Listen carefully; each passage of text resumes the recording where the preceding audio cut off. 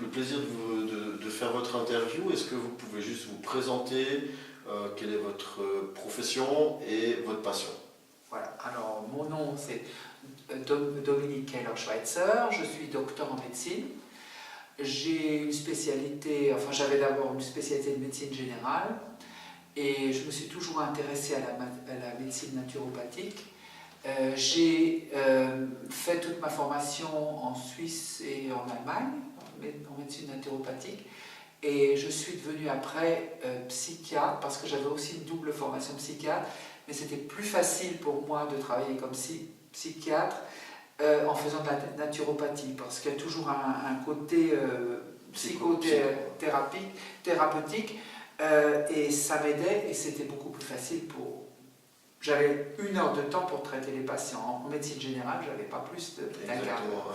Alors j'ai fait de la psychiatrie, j'ai fini comme psychiatre et je me suis spécialisée dans la médecine de dépuration, c'est-à-dire j'ai fait beaucoup de ventouses, j'ai fait des saignées, mais surtout je me suis intéressée à la sangsue. Les fameuses sangsues. Voilà, j'ai commencé ça comme un hobby il y a une vingtaine d'années.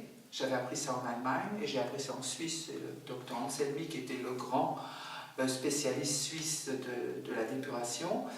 Et là j'ai appris aussi à poser des ventouses, à faire du Bautschattieren, ce qui est moins connu en Suisse romande, et à faire des saignées. Et j'ai moins fait au début de sangsue, je trouvais que le docteur Anselmi en faisait beaucoup, j'étais un peu sceptique. Et puis après, je m'y suis mis. Et je suis devenue aussi passionnée et j'ai commencé avec mon mari, on a commencé à garder des sangsues, à les observer, à les garder et à faire de l'élevage de sangsues. Voir qu'elle tombe enceinte et puis... Voilà, et puis après on a fait donc comme hobby le soir quand on rentrait du travail, on s'occupait de nos petites sangsues. Et puis on a commencé, c'était pour moi pour pouvoir les utiliser en cabinet, mais après on s'est dit ben, on va partir en vacances, qu'est-ce qu'on va faire au mois de juillet si on part en vacances avec nos sangsues, et j'avais commencé à faire des cours aussi pour les praticiens, et j'ai dit maintenant il faut que je vende mes sangsues, et j'ai très bien vendu mes sangsues, puis après on a recommandé des sangsues, on a revendu des sangsues, on a refait des cours, et puis voilà, maintenant on est le seul élevage suisse de sangsues. Reconnu aussi. Reconnu, on est tout à fait, oui, tout à fait reconnu. Même les vétérinaires fédéraux viennent voir nos sangsues parce que pour voir un peu, pour les sortes, pour comment ça marche, on est vraiment reconnu, oui. Et donc aujourd'hui, le fruit de cette passion a donné naissance à plusieurs livres. Oui. Le premier livre qui était paru, c'est celui-ci, si je m'abuse. 2008, oui. En 2008. En français. En français, publié chez Jouvence. Et... Ça, c'est un livre qui est surtout sur la thérapie locale. Bon, c'était une époque, moi, j'ai fait ma formation comme j'ai pu, hein, il y avait pas on ne pouvait pas se former comme ça. Donc, j'ai beaucoup lu, j'ai lu toute la littérature française du 19e siècle. J'ai pris des cours donc, avec le docteur Anselmi, qui était spécialiste suisse, avec des spécialistes allemands. Et donc, ce livre est sorti. Et après... Je suis partie en 2009 en Russie, parce que les Russes sont les grands spécialistes mondiaux. Les Russes ont récupéré en fait la tradition française. Ils ont vu ça pendant les guerres de Napoléon, la campagne de Russie. Ils ont vu que les Français utilisaient des sangsues et ils ont acheté les livres français, ils ont étudié les livres français. À partir de ça, ils ont commencé à développer la thérapie. Et ils ont fait, après, en 1937, c'était les premiers à avoir fait des élevages en laboratoire. D'accord. Et d'ouvrir une clinique spécialisée à Moscou. Et ils avaient vraiment bien 70 ans d'avance sur nous.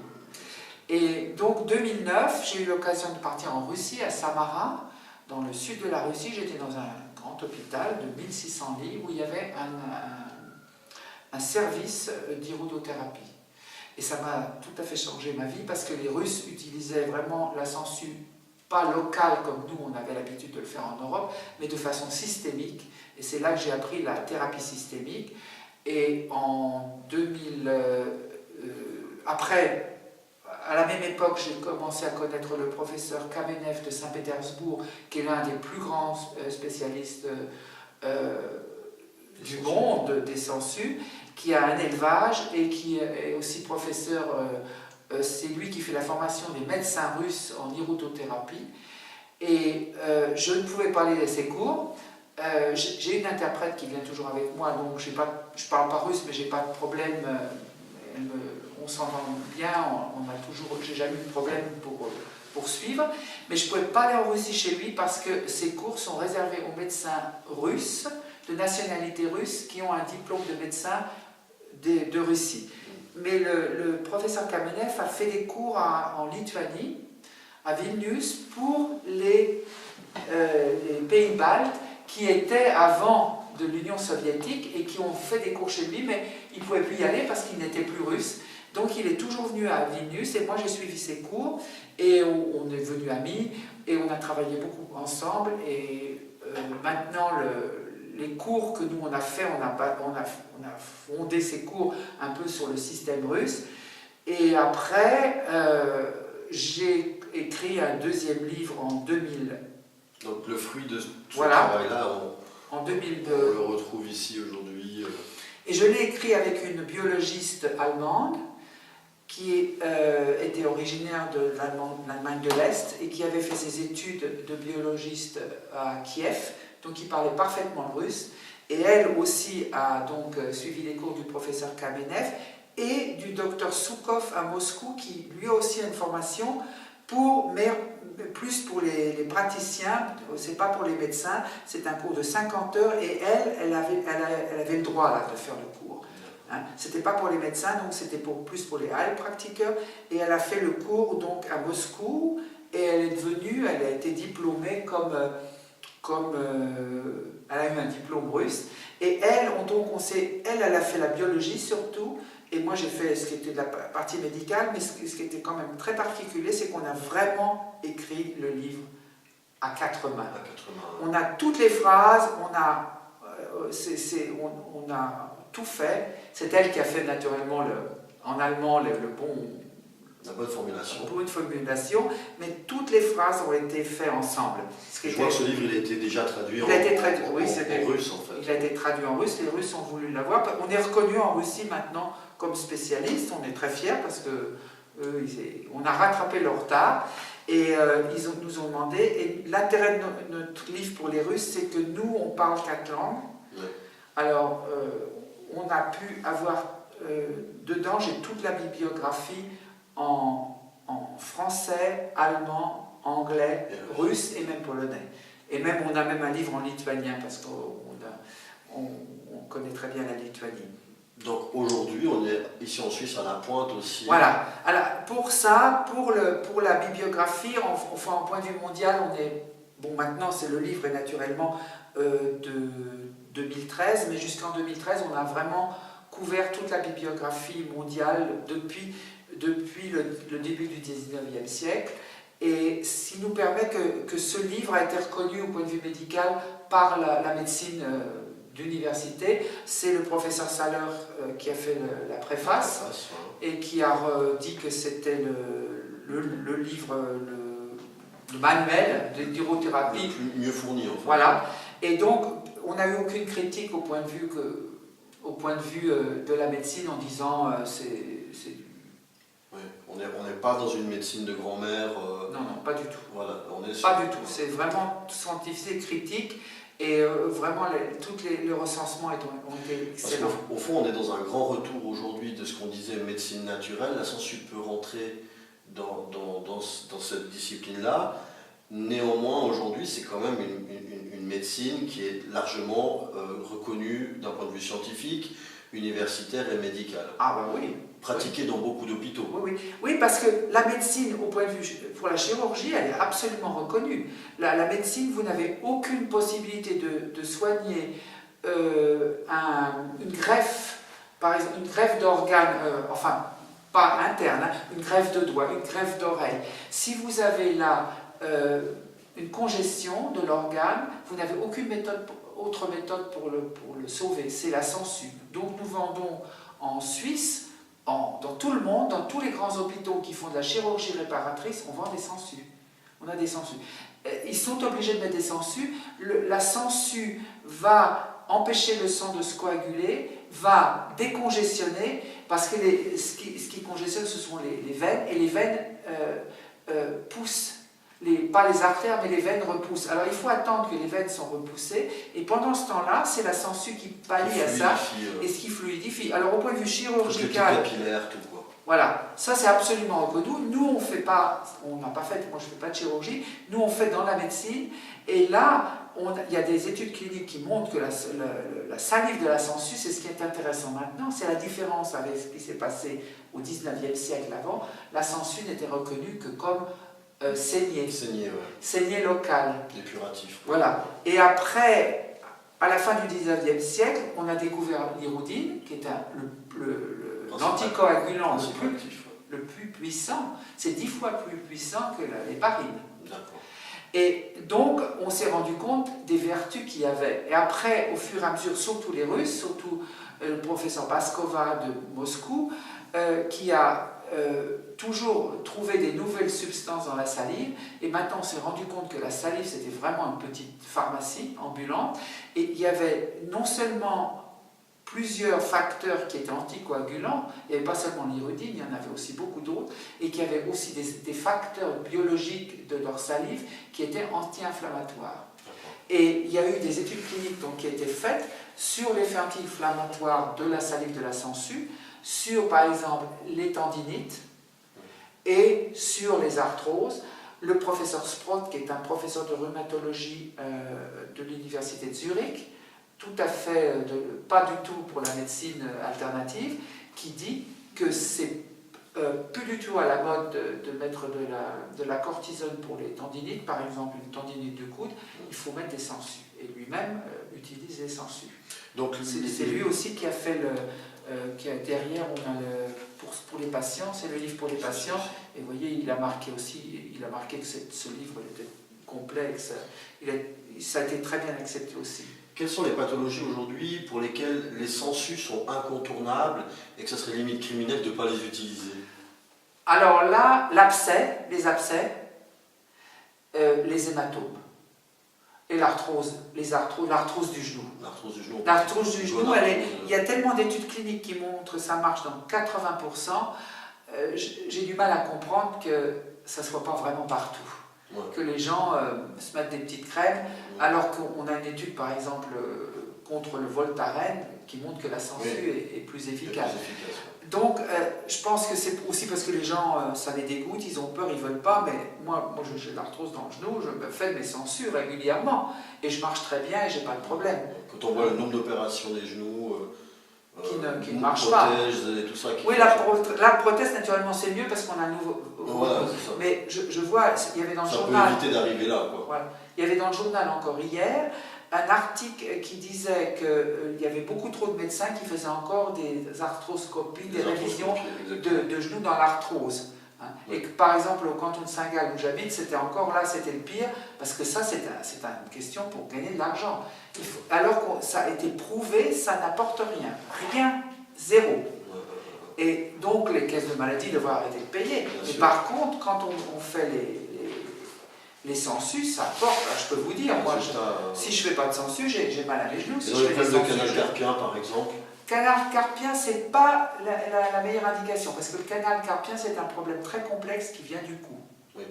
Donc, il faut d'abord traiter le cou, il faut voir où ça en est. S'il y a une très grande rétraction, c'est plus difficile, parce qu'il faut soigner là, il faut soigner ici, c'est plus difficile. Ce qui est vraiment sensationnel, c'est les tennis-armes, l'arthrose du genou, les arthroses des hanches peut-être. L'arthrose des hanches, c'est le problème, il faut que la personne soit mince. Dès qu'on a un peu de gras, c'est très profond, ça ne marche pas bien. Moi j'ai un patient par exemple, grand et très mince, il a plus de mal, il ne pouvait presque plus marcher, il est vraiment enthousiaste. Le dos, les douleurs du dos, les douleurs musculaires du dos, c'est vraiment formidable. Tout est tendiné. Pour les varices, c'est traditionnel. Ouais. Et ça, ce sont des traitements hauts, ce sont des traitements systémiques. Il ne faut jamais aller directement sur la varice. Il faut toujours traiter le dos d'abord, et ensuite on va lentement vers le bas. Ça soulage le patient, ça circule mieux. Les gens sont contents, reviennent. Ça, j'ai beaucoup de patients. Mais disons que ça ne va pas enlever la grosse varice. Les sangsues ne peuvent pas avaler les varices. Donc, ce n'est pas une question d'esthétique, c'est une question d'avoir des jambes plus légères. Et ça marche bien, les gens sont contents. Ensuite, vraiment l'indication magnifique, c'est les furoncles. Les furoncles, les abcès, la sangsue, vous faites ça 1, 2 fois maximum pour les très gros, les 3 fois, c'est tout parti, c'est extraordinaire. Je ne comprends pas encore qu'on opère les patients. Moi j'avais un chirurgien avec qui je lui dis, mais je ne comprends pas pourquoi tu opères encore les abcès, pourquoi tu ne les envoies pas. Il me dit, mais je dois vivre aussi. Bien sûr. Alors c'est pas, chacun fait comme il pense et ce qu'il a appris, mais des fois, il faudrait avoir l'honnêteté de dire, parce que j'ai appris, c'est pas le meilleur pour cette indication-là. Par exemple, si les gens viennent chez moi pour vous savez, les petites artériolites, là, quand on voit les petites vénules comme ça, moi je dis la sangsue, ça va pas les enlever, c'est pas le bon, il faut faire scléroser. Par contre, on peut faire un traitement systémique, de traiter le bassin pour désengorger. Mais d'aller mettre des sangsues dessus, c'est pas le bon traitement. Je dis non, c'est pas mieux. Si vous allez chez un spécialiste qui va vous scléroser, c'est mieux. Mais par contre, si vous avez une arthrose du genou, ben, je vais vous dire, vous trouverez, à part la prothèse, c'est la sangsue qui est le mieux. Hein.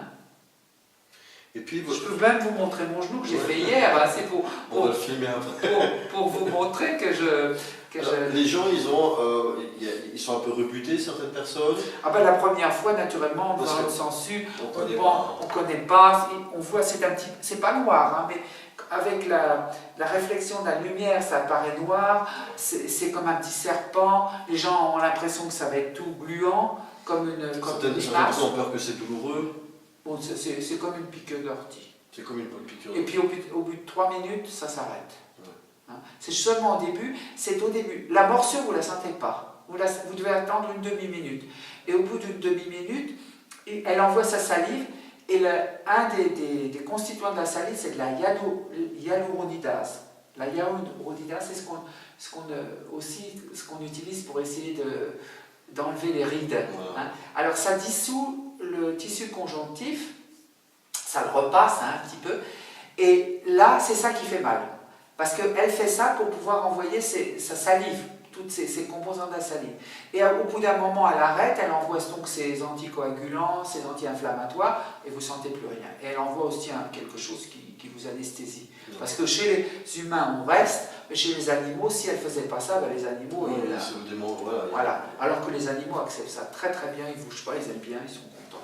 Oui, et puis il y a toute la partie un peu, je pense, du cinéma, où on imaginait la sangsue qui s'accrochait, qu'il fallait la brûler pour la sortir, pour la faire décrocher. Oui, le film, comment ça s'appelle, African Queen. Voilà. Vous l'avez déjà vu, ce film avec Humphrey Bogart et Catherine Hepburn, où il dit s'il y a quelque chose que j'aime pas au monde, c'est les sangsues, parce qu'il en avait, il les enlève du sel. Oui, on voit dans des films comme ça, il y a des films d'horreur et tout ça. Bon, c'est vrai qu'au début, c'est les gens, ils se font des idées dans la tête.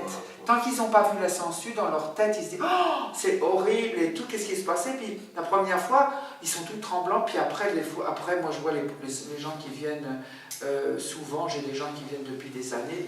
J'ai même plus besoin d'aller ramasser ma sangsue. Je leur donne un pot, ils ramassent leur sangsue. Après, ils me disent « Ah bah, j'ai plus de sangsue, il faut faire le pansement. » Mais c'est vraiment... Et puis les gens qui viennent plusieurs fois, ils sont emballés, ils reviennent. J'ai jamais dû faire de publicité, jamais. Est-ce qu'il y a des contre-indications à l'utilisation des sangsues? Oui. Alors, la grande contre-indication, c'est les troubles de la coagulation. Alors, on ne peut pas faire ça chez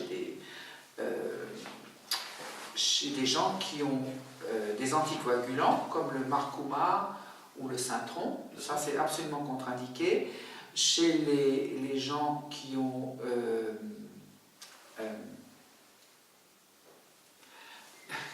ça s'appelle je trouve plus le mot en français.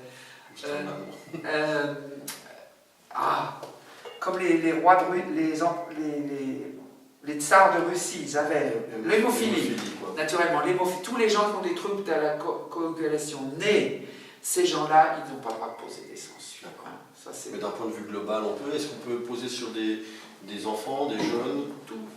Des Les Russes, par exemple, ils ont des très très bons résultats, c'est les enfants chez les bébés, où ils mettent des sangsues dans les cas de paralysie, vous savez, les paralysies à la naissance, oui. Et ils ont des résultats extraordinaires. Hein. Et donc cette science, parce qu'on peut dire que c'est une science aujourd'hui, hein, oui. de toute façon, vous l'enseignez, vous, ici en Suisse allemande, depuis combien de temps maintenant? Depuis, attendez, on a commencé avec les sangsues de façon très intensive en 2002.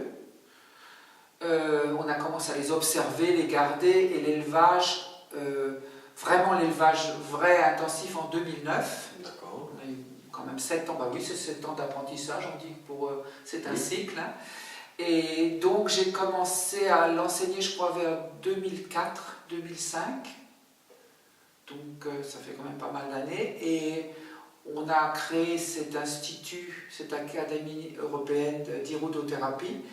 On était les seuls en dehors de la Russie, mais les Allemands ont créé une société, mais ils ont toujours voulu faire une formation, ils n'ont jamais réussi. Et donc on est les seuls en Europe qui font vraiment une formation complète, qui soit reconnue aussi par les caisses de maladie. Et donc, oui, on a des gens qui viennent d'un peu de partout. Donc formation donnée en allemand ici, aujourd'hui oui. Elle va être donnée au sein de l'ISSL avec votre collaboration. C'est vous qui viendrez la donner oui. En langue française également. Oui. En quoi consiste cette formation? Qu'est-ce que les gens, les thérapeutes vont venir apprendre et comment se déroule un peu cette formation en général?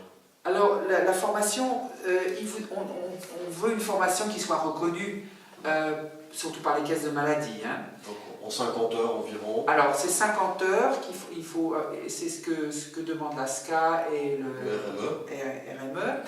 Donc on fait une formation de 50 heures. Les 2 premiers jours, alors ce sont des formations pour la SCA, ils reconnaissent 8 heures, pour le RME 7 heures.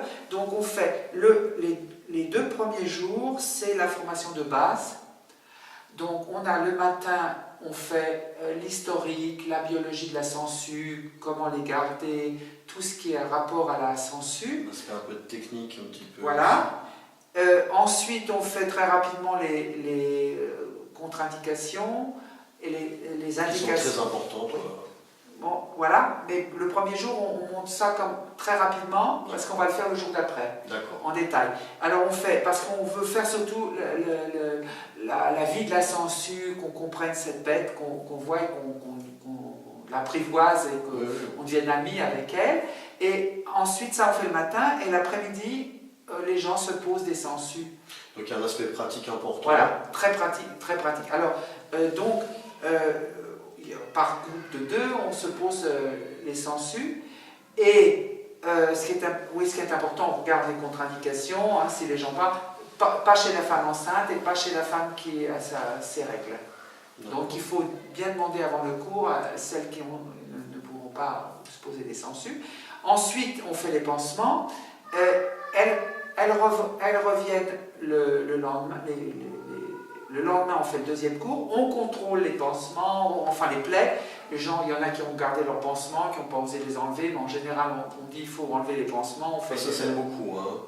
Oui, mais enfin, en général, le lendemain, c'est passé. On peut même se toucher. Donc, on regarde un petit peu les morsures pour voir comment c'est. Moi, je peux vous montrer une morsure d'hier, si vous voulez. Après. Et ensuite, le jour d'après, on fait en détail les indications locales.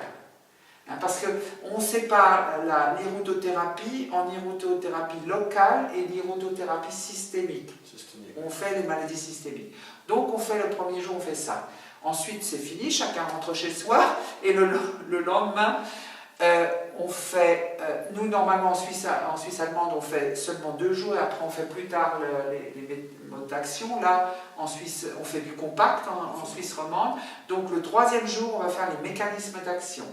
Ça, c'est tout à fait théorique, c'est plus dur. Donc on regarde quelles sont les substances que produit la sangsue, qu'est-ce qui se passe.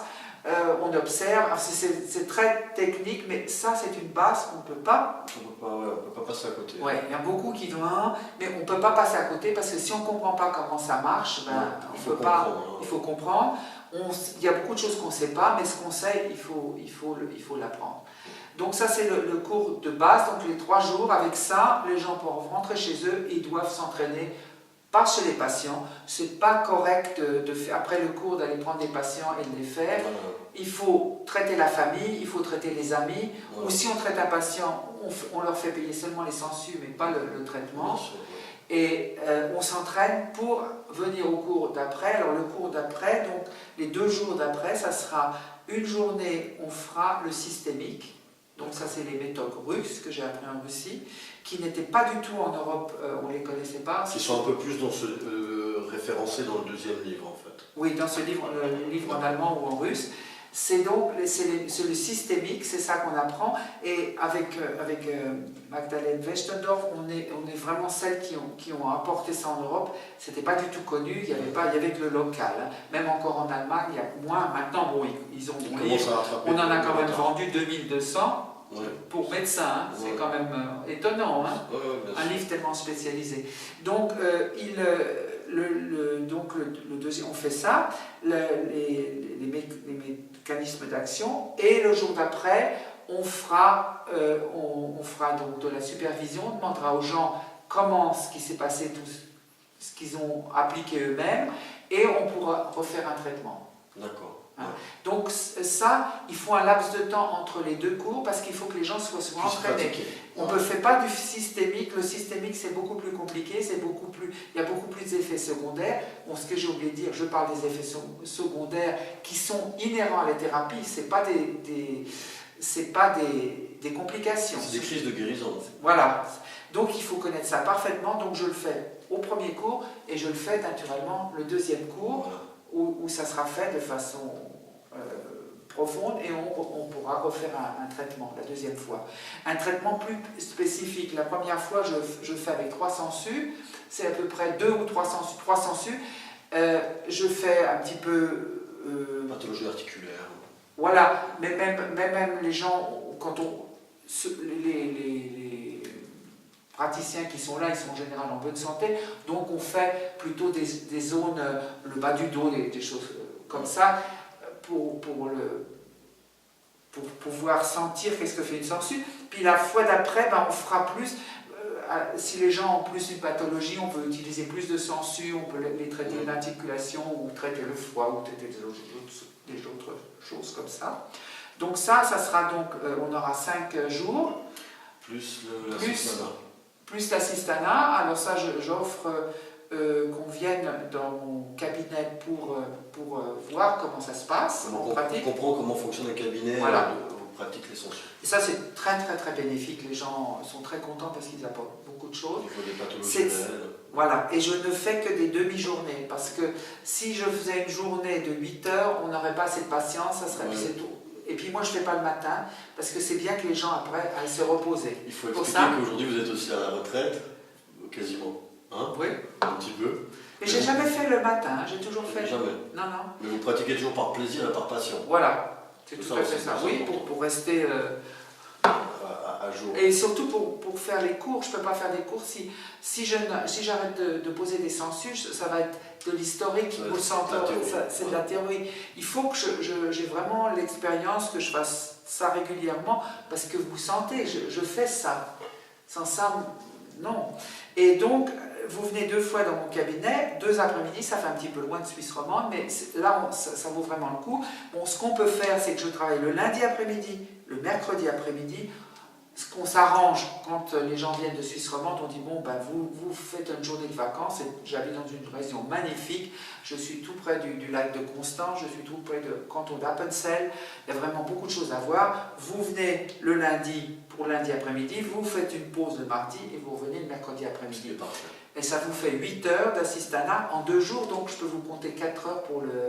J'ai pas de problème, donc c'est 2 fois 4 heures. Oui. Si je faisais toute une journée, ça ferait seulement 7 heures, ça irait pas pour le Et donc, après, après, quand vous faites ça, la 2e journée, on peut faire l'examen.